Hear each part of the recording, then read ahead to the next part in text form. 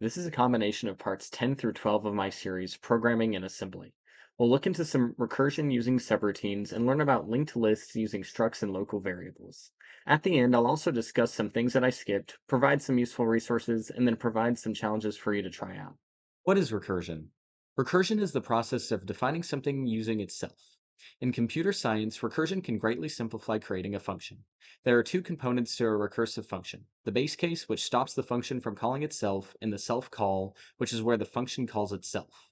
A very common example is a factorial function. Really quick, let me explain what factorial means.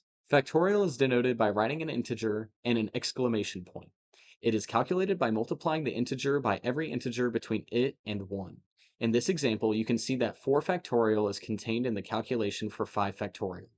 Because of this, we can substitute in 4 factorial. This process can be repeated until we write 1 factorial, which is our base case. That being said, the factorial function will accept one number as an argument and return a number as the result.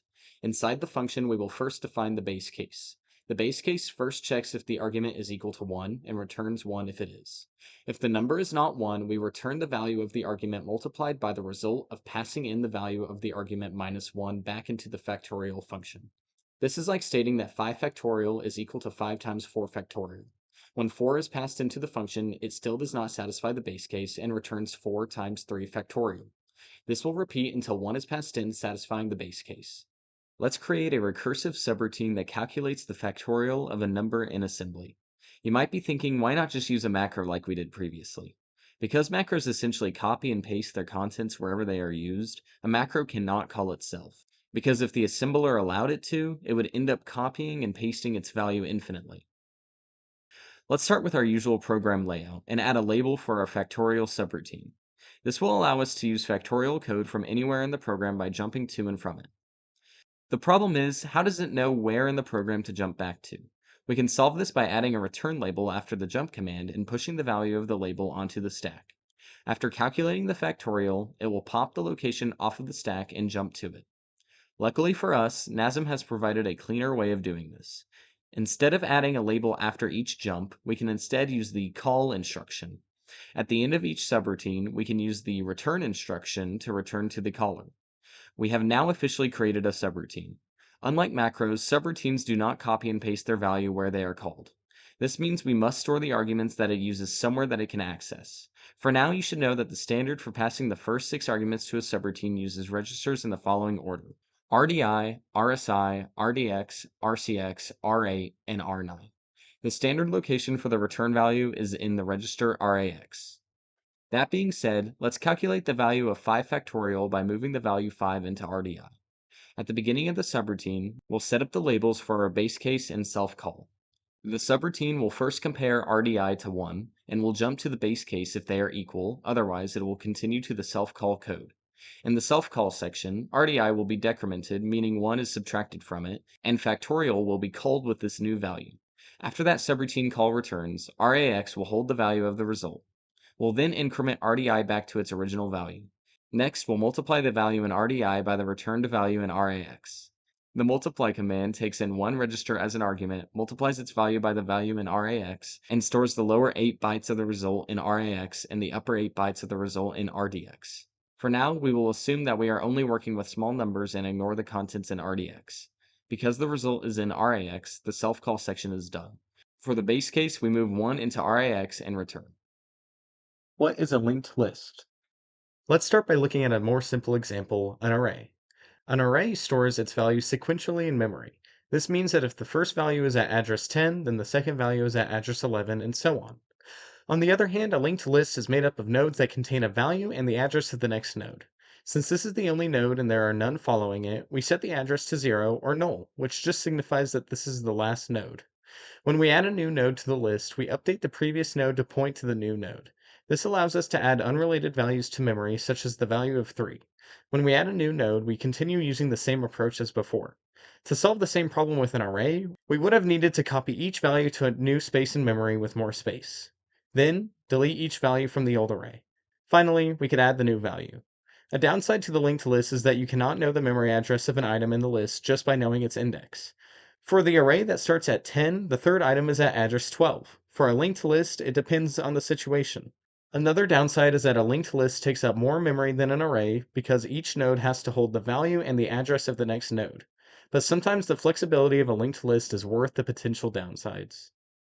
Let's create a linked list using structs and local variables. We'll start by making a struct. A struct is a reusable template that describes the layout of a group of values. We'll name this struct node. It will contain a value and the address of the next node. We set the size of a struct's properties the same way we set the size in the BSS section. We'll reserve one keyword for both of the properties. Let's take a look at a node in memory. The first 8 bytes will contain the node's value, and the next 8 bytes will contain the address of the next node. This means that for a node located at address 12, the node's value property is located at address 12 and the node's next property is located at address 20. In other words, the value property has an offset of 0 from the node's address, and the next property has an offset of 8 from the node's address. The labels of each property in a struct are equal to its offset from the starting address of the struct, so node.value is equal to 0, and node.next is equal to 8. Later on, we will access the node's properties by adding the offset of the property to the node's address. Let's set up our program like normal, and then move the value of the stack pointer into RBP, or the base pointer. We will be storing local variables on the stack, which are basically variables that exist until the current subroutine ends. Saving the stack pointer allows us to quickly delete the local variables once we are done by moving RBP into RSP at the end of the program. Next, we'll subtract the size of 2 nodes from the stack pointer using the subtract command. This essentially reserves room for 2 local variable nodes. NASM provides a constant for each struct that is equal to the size of the struct in bytes. The constant is always the name of the struct, an underscore, and the word size. To create our first node, we will move the value of the base pointer into RDI and then subtract the size of one node. RDI now points to the first node in memory. We'll set the first node's value to 1 by moving 1 to the address of the first node plus the value properties offset. Because the stack pointer has not changed since we last manipulated it, we know it holds the address of the second node, so we'll set the first node's next property to RSP. For the second node, we'll subtract the node size from RDI again and set its value to 2. Because there are no other nodes in the list, we will set the next property to a null pointer. We'll end our program like normal. Here are some small things I didn't cover in this series, some helpful resources, and then a few challenges for you to try out. The first two are very nice for quality of life. The $ symbol is the address of the current instruction, so in the following example, the program would be stuck in an infinite loop. While that's not very useful, it definitely helps a lot when combined with the equal instruction. This instruction lets you define constants. This lets you create a constant that contains the length of a string by subtracting the address of the previous string from the address of the current instruction. Note that while you normally use values defined in the data section by accessing its value in memory, constants are not stored in memory, so you just use their label. In this series, I've used local labels many times, but I never explained exactly what they do.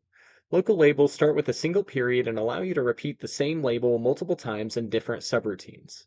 This works because the assembler replaces local labels with the previous global label concatenated with the local label. This means that you cannot have 2 local labels in the same subroutine. Macro labels are similar to local labels. Because macros copy and paste their contents, if a macro contains local labels and is called twice in the same subroutine, there would be multiple occurrences of the same local label in the subroutine. Macro local labels start with 2 signs and are unique in each macro call. The last thing is command line arguments. When you assemble your program and run it, you can pass in arguments that can be accessed in the program. At the beginning of your program, before anything is added to the stack contains the arguments in reverse order and then the number of arguments. You can retrieve the number of arguments by popping from the stack and then loop through each argument starting with the first argument. Here are some important resources. If you search Linux system call table Chromium, it should pull up a website with a chart that shows all the syscalls and links that describe each one. Because we're doing 64-bit x86 on Linux, the first chart is the one you should use.